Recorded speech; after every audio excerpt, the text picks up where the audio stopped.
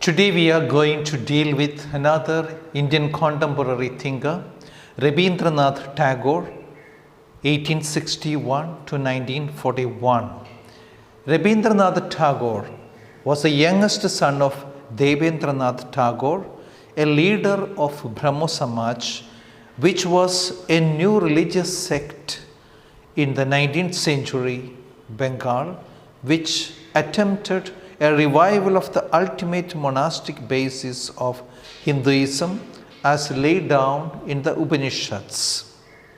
He was educated at home, and although at 17 he was sent to England for formal schooling, he did not finish his studies there.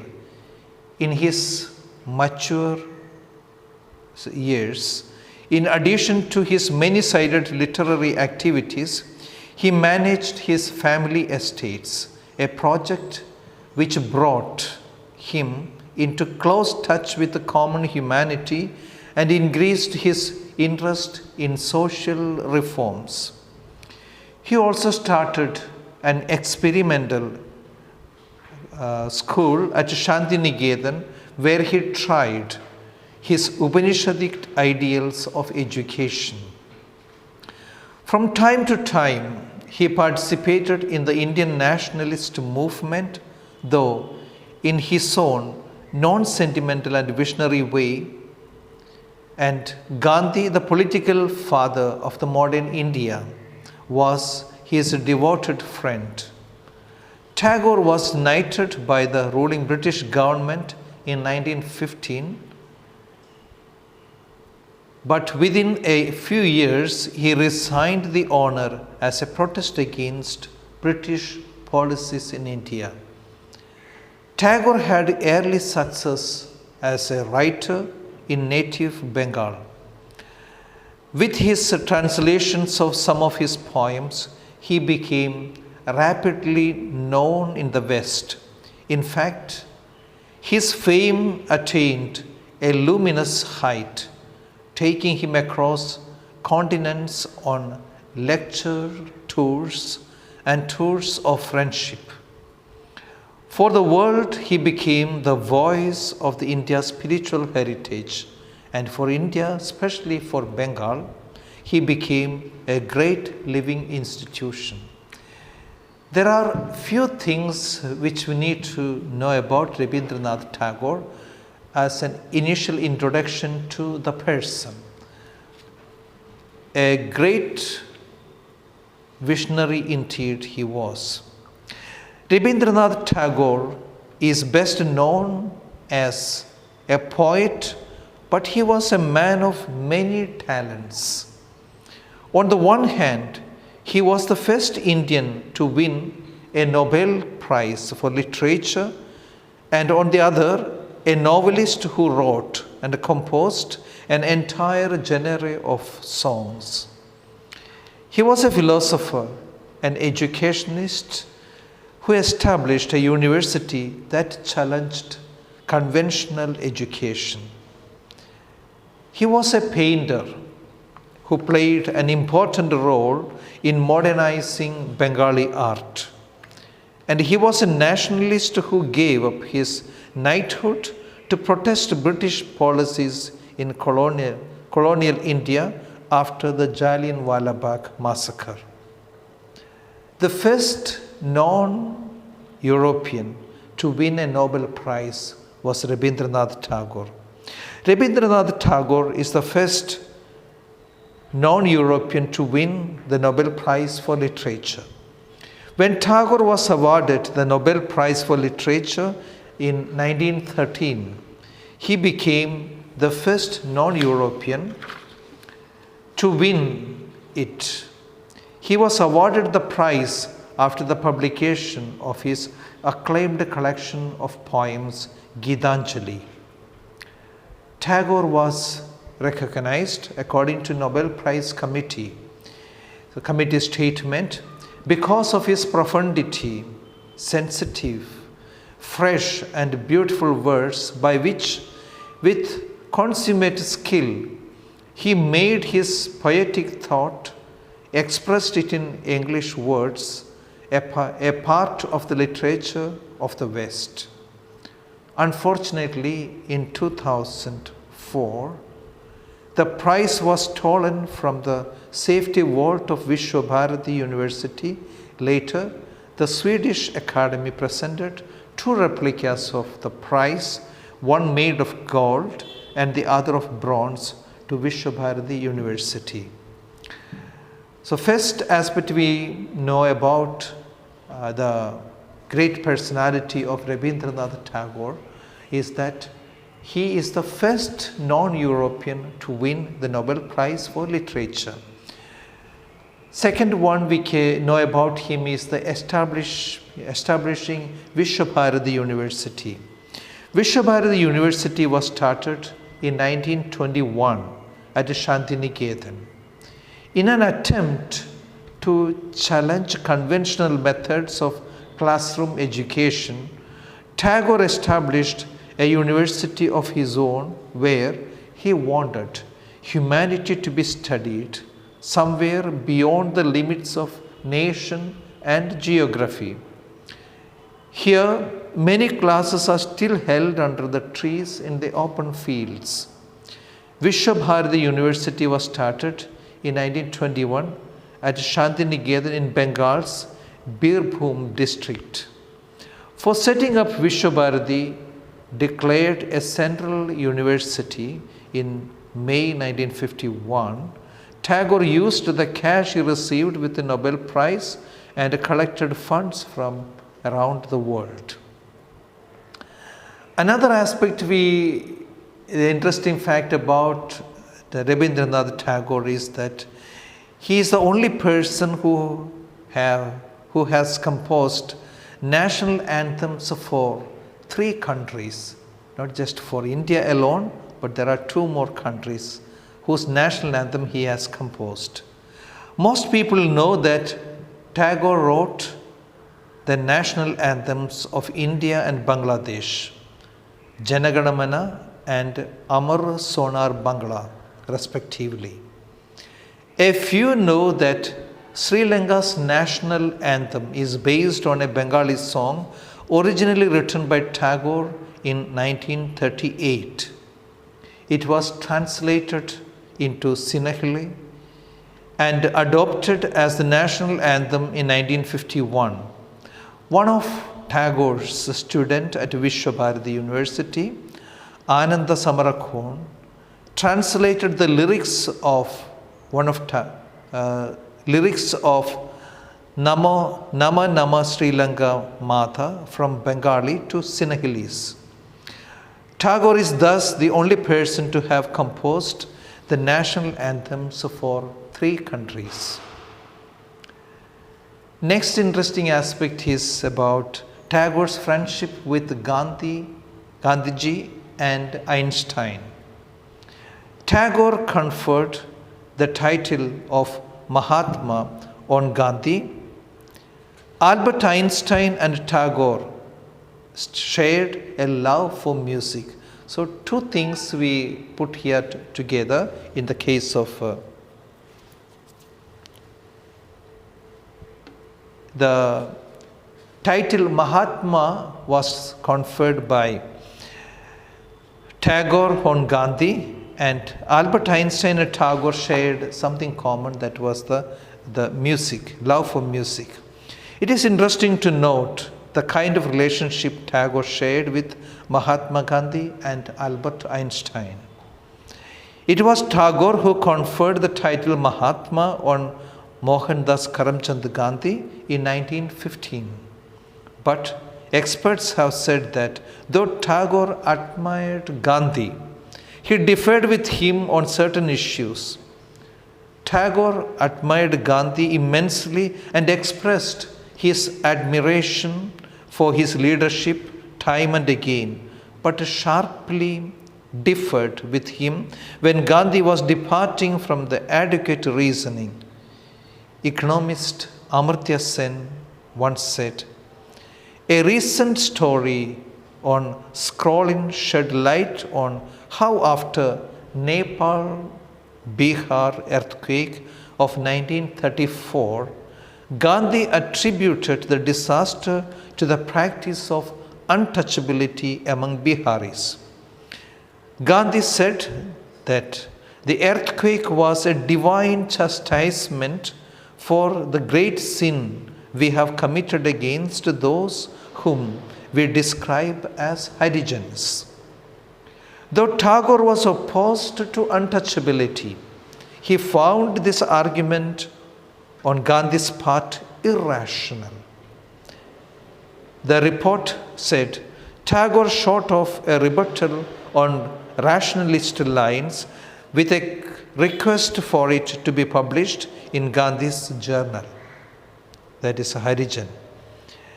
The letter expressed painful surprise at this kind of unscientific view of things. It was simply inaccurate. Gurudev argued, associate ethical principle with the cosmic phenomena. To this, Gandhi had replied that he felt phenomena like droughts, floods, earthquakes, and the like, though they seem to have only physical origins, are somehow connected with man's morals. Tagore met Albert Einstein 4 times between 1930 and 1931, and their conversations were marked by their curiosity about others' contributions, their pursuit of truth, and their love of music. According to a New York Times report, Tagore wrote about Einstein after their first meeting. There was nothing stiff about him.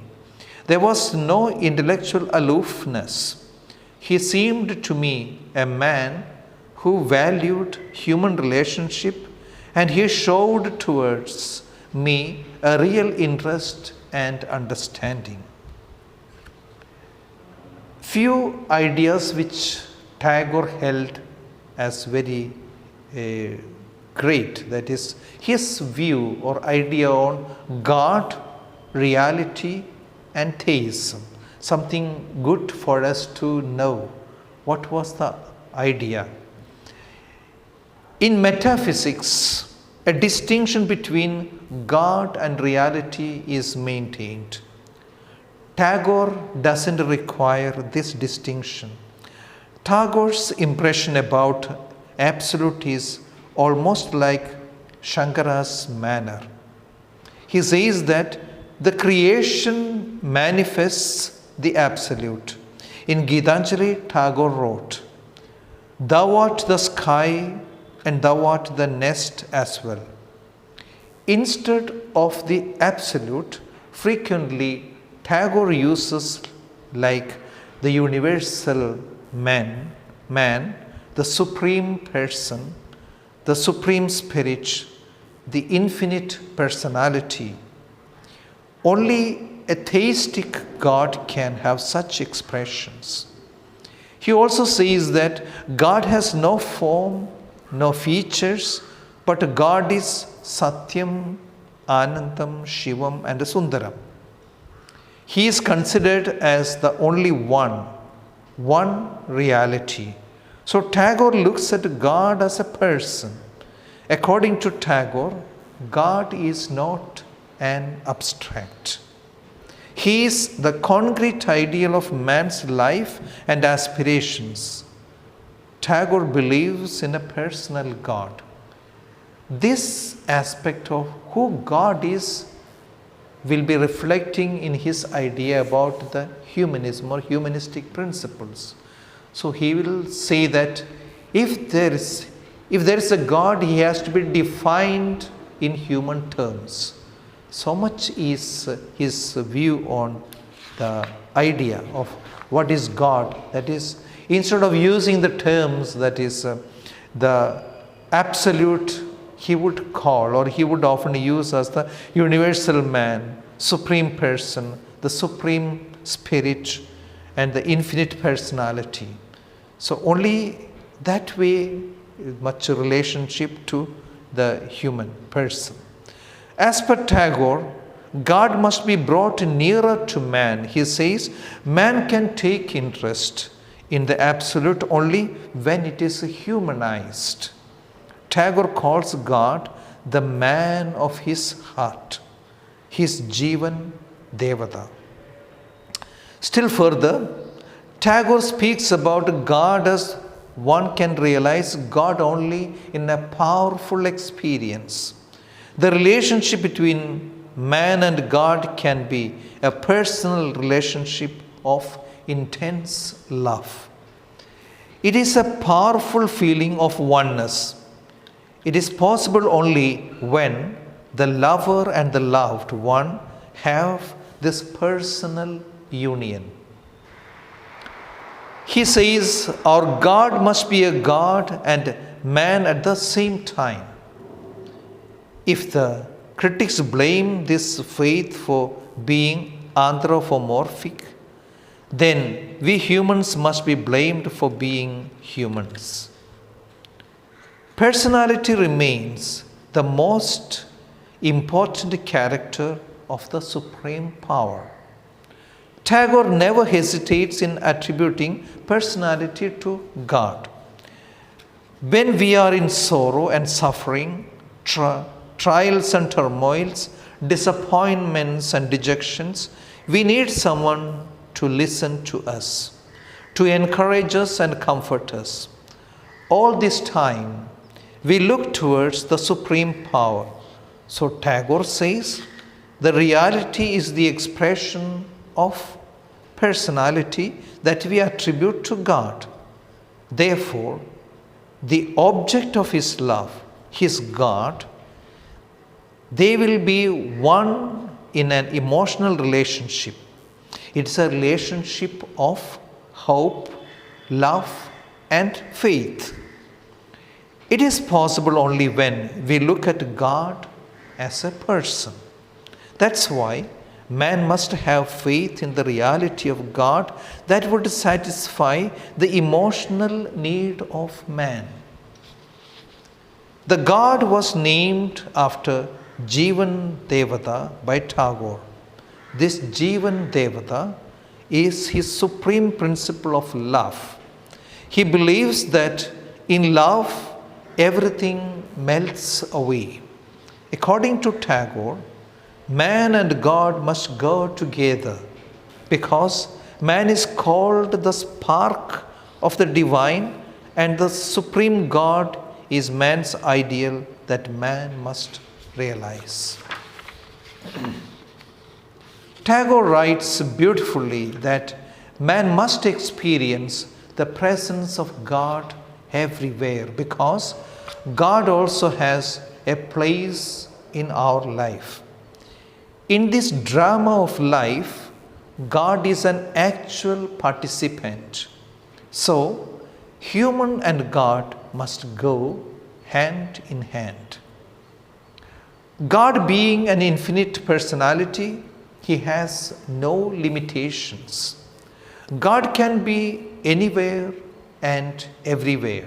So, Tagore doesn't keep God in a corner by putting limits on him. Tagore feels that the realization of the infinite personality is super logical. It transcends logic because without finite intellect we cannot have a clear and complete picture of the infinite.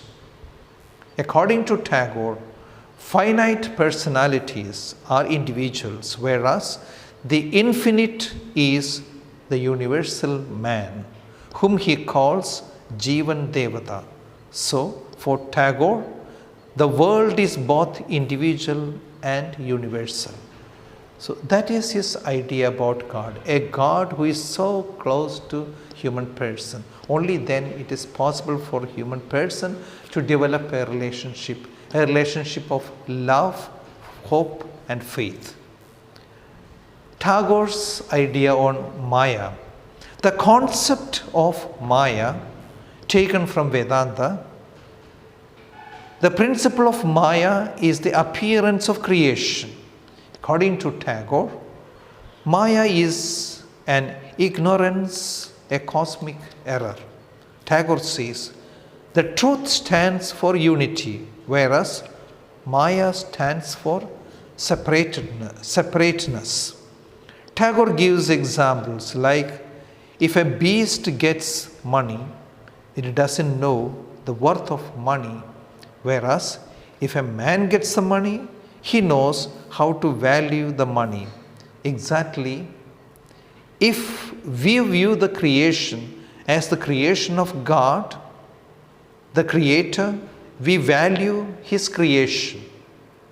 But if we separate God from His creation, then we would get a wrong notion and a false picture of the universe. Then this world has no value for us. The way we look at the world from the wrong point of view is called Maya. A very interesting definition with regard to the Maya. What about salvation? That is one of the major concern of all the religion. What is salvation, or what's the idea of salvation according to Ravindranath Tagore? This Maya cannot limit or control God's infinity. If God thinks of His power and starts working as He likes, then there would be no life, no game, no joy. So, God gives the humanity full freedom, and He therefore limits His will and power willingly. This self-imposed limitation of God is Maya.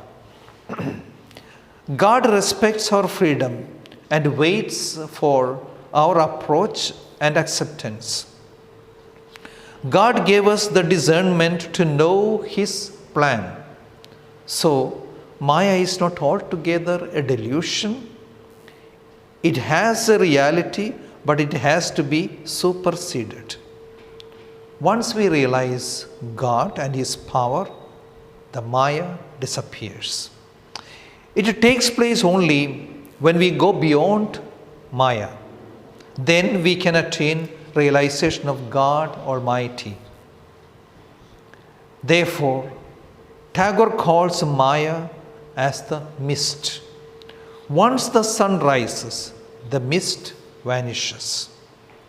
Here, the mist is the darkness of night, ignorance. The sun of ultimate knowledge, which can remove the darkness, pierces through the mysteries of creation. So here, Maya is our ignorance of evil, and sun being the knowledge of God. So salvation, according to Ravindranath Tagore, will be the elimination or the removal of this Maya and seeing in clear terms. So that's a short introduction into certain ideas which Ravindranath Tagore held about the creation, the world, what God, the idea about God, then Maya and the salvation. So he had a very good, comfortable childhood, because his father had been very affluent and he was born and brought up in a situation or a culture wherein there was a lot of opportunity for Ravindranath Tagore to develop. So that way we can see he was born and brought up in an aristocratic family, and that was a great advantage to him. So from younger age onwards we can see him already having lofty ideals. So Ravindranath Tagore ranks with the greatest seers, sages and devotees of India who valued man above everything else. So something which we need to pay attention to, a humanist who values man above everything else.